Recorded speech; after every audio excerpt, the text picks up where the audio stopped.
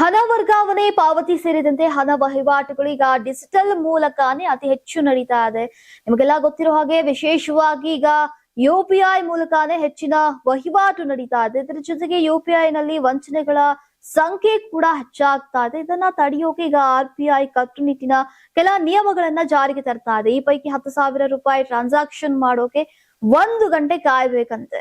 ನೀವು ಸಣ್ಣ ಆಗ್ಬೇಕಲ್ವಾ? ಅದು ಒಂದು ಉತ್ತಮ ಆಹಾರದಿಂದ ಸಣ್ಣ ಆಗ್ಬೇಕಲ್ವಾ? ಪ್ರತಿದಿನ ನಮ್ಮ ಜೀನಿ ಸ್ಲಿಮ್ ನ ಯೂಸ್ ಮಾಡಿ ಯಾವುದೇ ಸೈಡ್ ಎಫೆಕ್ಟ್ ಇಲ್ದಂಗೆ ನೀವು ಸಣ್ಣ ಆಗ್ತೀರಾ.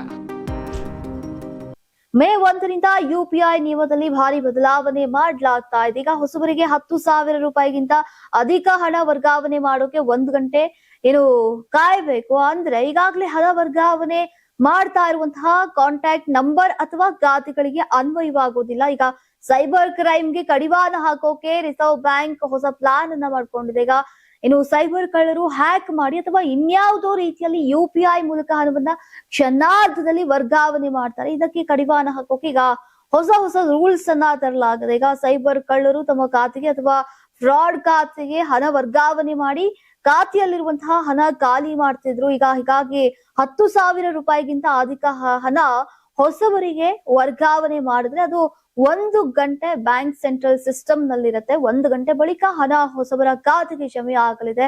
ಈ 1 ಗಂಟೆಯಲ್ಲಿ ಮೂಲ ಖಾತೆಗೆ ಹಣ ಹಿಂಪಡೆಯೋಕೆ ಅವಕಾಶ ಇದೆ. ಹಣ ರಿಸೀವರ್ ಕೈಗೆ ಸೇರೋಕೆ 1 ಗಂಟೆಯ ಕಾಲ ಅತಂತ್ರವಾಗಿ ಮಧ್ಯದಲ್ಲಿ ನಿಂತಿರಲಿದೆ. ಇನ್ನು 2021ರಲ್ಲಿ ಈಗ 2.6 ಲಕ್ಷ ಡಿಜಿಟಲ್ ಪೇಮೆಂಟ್ ವಂಚನೆಯ ಪ್ರಕರಣ ದಾಖಲಾಗಿದೆ.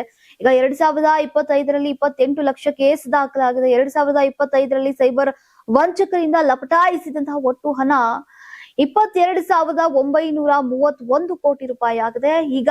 ಈಗಾಗಲೇ RBI ಡಿಲೇ ರೂಲ್ಸ್ ತರ್ತಾ ಇದೆ. ಈ ರೂಲ್ಸ್ ಮರ್ಚೆಂಟ್ ಪೇಮೆಂಟ್ಸ್ ಗಳಿಗೆ, ಮೆಡಿಕಲ್ ಪೇಮೆಂಟರ್ಸ್ ಗಳಿಗೆ ಈಗ ಅನ್ವಯವಾಗೋದಿಲ್ಲ ಅಂತ ಹೇಳಲಾಗಿದೆ.